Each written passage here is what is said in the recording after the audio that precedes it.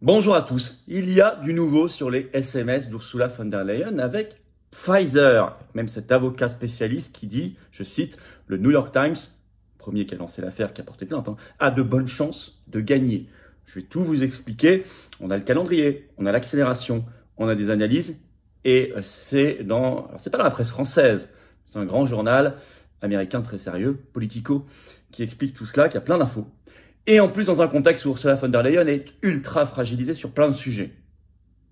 Alors, je vais vous expliquer tout ça. Ça s'est accéléré. Nous, il y a notre plainte pénale en Belgique. Je vais vous en parler là-dessus.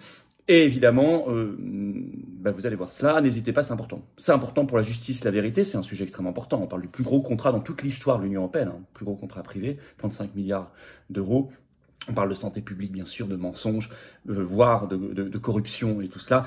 Mais vous savez que derrière Ursula von der Leyen, le problème, c'est l'Union européenne. Et donc la solution, c'est d'en sortir par le Frexit, la libération, l'espoir, le chemin d'avenir.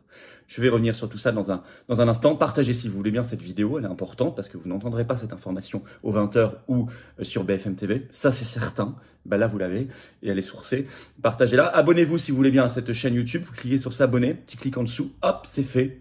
Vous êtes abonné, c'est gratuit et les vidéos sont mieux référencées. Grand merci, ou réabonnez-vous si YouTube vous a désabonné un jour, vérifiez. Grand merci, vraiment c'est important. Et puis on se retrouve en direct ce vendredi 27 octobre à 19h sur cette chaîne. Alors là, c'est 0% langue de bois, zéro tabou ici, actualité française, mondiale, toutes vos questions, vous choisissez. Je suis là, je discute librement, en direct, en toute liberté, sans langue de bois avec vous. Je réponds à vos questions, ramenez du monde, des gens qui n'ont jamais participé à nos séances de direct. C'est à 19h, soyez là, soyez connectés sur cette chaîne ce vendredi 27 octobre. Il reste quelques places pour Colombey, ça passe très vite. Ça part très très vite. Colombey et deux églises, notre hommage au général de Gaulle le 9 novembre. Le déjeuner, je suis là, les prises de parole. On aura d'ailleurs plusieurs participants qui seront là, comme Aldostérone sera avec nous d'ailleurs, j'en suis ravi, et d'autres. Et c'est le lien pour s'inscrire, c'est sous la vidéo en description, ainsi que notre pétition, vous trouverez aussi pour le grand rassemblement des souverainistes aux européennes, bien sûr. Allez, on y va. Grande enquête, bien sûr, politico. Je vais tout vous expliquer sur où en est cette affaire des fameux textos échangés entre Ursula von der Leyen et M. Bourla, le PDG de Pfizer. Ça accélère. Je ne vais pas réexpliquer toute l'histoire, on a fait beaucoup de vidéos là-dessus, mais vous savez que ça concerne la négociation des contrats géants de vaccination Pfizer, Covid. Au total, plus de 35 milliards d'euros, le plus gros contrat privé de toute l'histoire de l'Union européenne, et c'est en plus en matière de santé publique. Donc c'est vraiment un cocktail explosif. Alors, Politico jette donc un pavé dans la mare par un article, une grande enquête du 24 octobre 2023 qui est en ligne, bien sûr. Le titre, 5 choses à savoir sur les affaires judiciaires Pfizer-Gate, comme ça qu'il l'appelle, d'Ursula von der Leyen. D'abord, on apprend la décision de la Haute Cour de l'Union européenne, c'est-à-dire la Cour de justice de l'Union européenne, sur l'accès aux SMS entre Ursula von der Leyen et Albert Bourla devrait tomber peu de temps avant les élections européennes. Ça, c'est une première information et c'est très important. Parce que ça va reconfigurer complètement la campagne des élections européennes. Je vous rappelle que ces élections, je suis tête de liste d'une très belle liste forte d'un rassemblement de coalition pour le Frexit, pour la libération, c'est le 9 juin 2024. Ça va tomber donc, on nous dit, peu de temps. Et en fait, même on sait plus précisément, la décision est attendue début 2024. Donc c'est dans quelques mois, même quelques semaines. Je vais vous lire un extrait de Politico. Au début de 2024, nous obtiendrons une réponse. La plus haute cour d'Europe étant prête à se prononcer sur un procès intenté par le New York Times contre la Commission européenne pour ne pas avoir donné accès aux textos. Le public continue de se voir refuser des informations sur les termes de l'un des plus gros contrats de passation de marché de l'histoire de l'UE, c'est même le plus gros, a déclaré Nicole Taylor, porte-parole du New York Times. Les fonctionnaires, dit-elle, ne devraient pas être en mesure d'éviter la surveillance en ne préservant pas une information ou en utilisant d'autres formes de communication pour éviter une divulgation, a-t-elle ajouté. L'affaire soulève des questions alléchantes. Allons-nous avoir enfin les textos?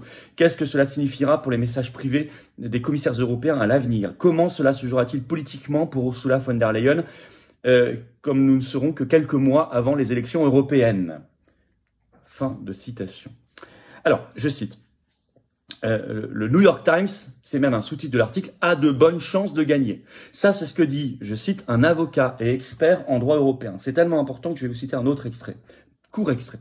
Les chances de succès du New York Times sont élevées, a déclaré Yohann Boubassir, avocat et expert en droit européen, soulignant un règlement de l'Union européenne de 2001 qui stipule que les citoyens de l'Union européenne devraient avoir le droit d'accéder à, je cite, tout contenu, quel que soit son support, écrit, sur papier ou stocké sous forme électronique, enregistrement sonore, visuel ou audiovisuel.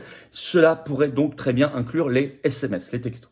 Fin de citation. Le New York Times a de bonnes chances de gagner.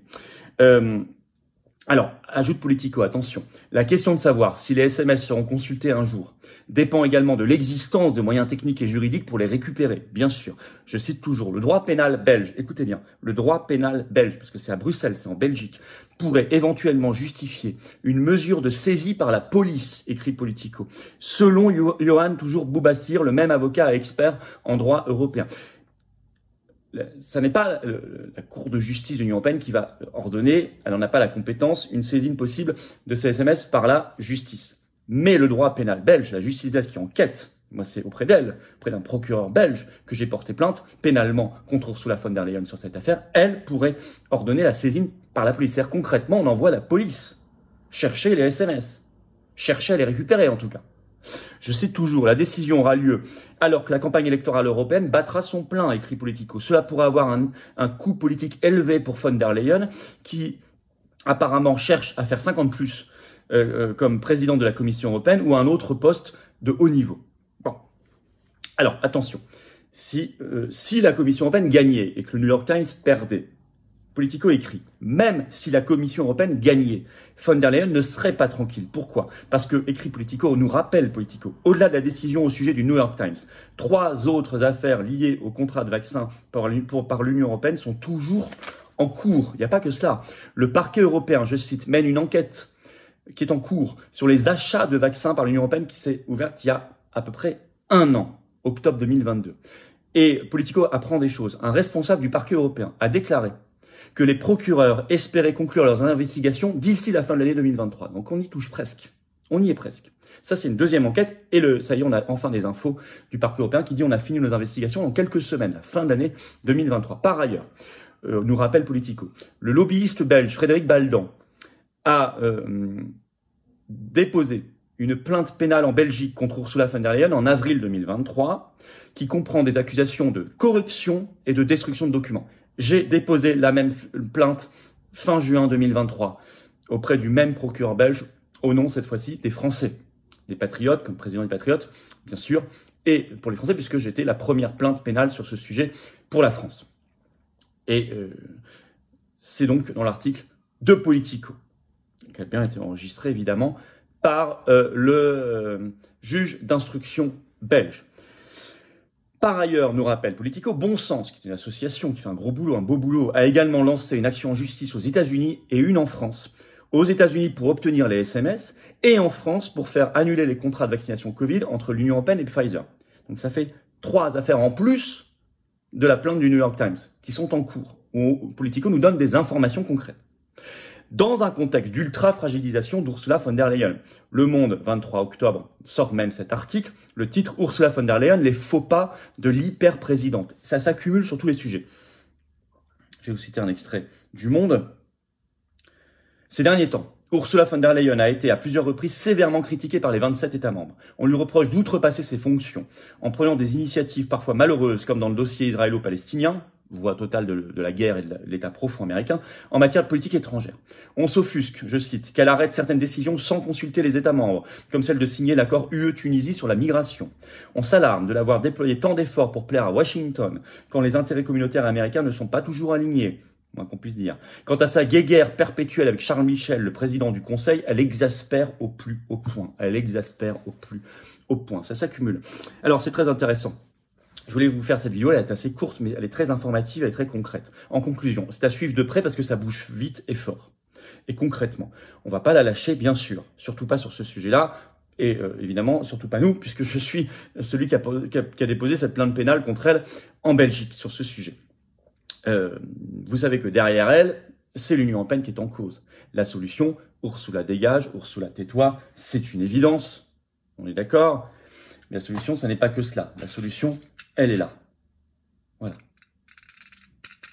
Le Frexit, la libération, nous en sortir. Bon, redonner une espérance, une capacité d'action et de transparence. N'hésitez pas à partager cette vidéo. N'hésitez pas, si vous aussi vous battez pour notre libération, à nous rejoindre. J'ai besoin de vous. Voilà, soyez là, soyez au rendez-vous contre l'oligarchie, dans la résistance. Nous, on n'a pas les millions et les copains et les oligarques et les réseaux du système, mais on a la foi, on a l'amour de la France, on a l'amour de la liberté, de l'humanité, des générations qui viennent, de la souveraineté, de la dignité, de la paix, de la vérité, de la justice. C'est ça qui nous motive profondément, qui nous donne l'envie d'agir. Ben venez, vous trouverez le feu, la flamme de la résistance avec nous. Vous serez mis en relation avec des gens qui pensent comme vous, près de chez vous, avec votre qualité d'adhérent ou de réadhérent patriote si vous n'êtes plus à jour. C'est ça l'intérêt d'adhérer, réadhérer. Vous proposez des actions concrètes dans le rassemblement. Hier, on était devant le siège de Bayer Monsanto. Je vous ai mis des vidéos sur tous mes réseaux contre la privatisation du vivant, sur l'eau, sur les semences et les graines, sur les pesticides, sur les OGM, sur les insectes dans l'alimentation, les larves et tout. C'est ça, c'est les combats, c'est ça les patriotes. Venez, vous aurez votre place, c'est beau.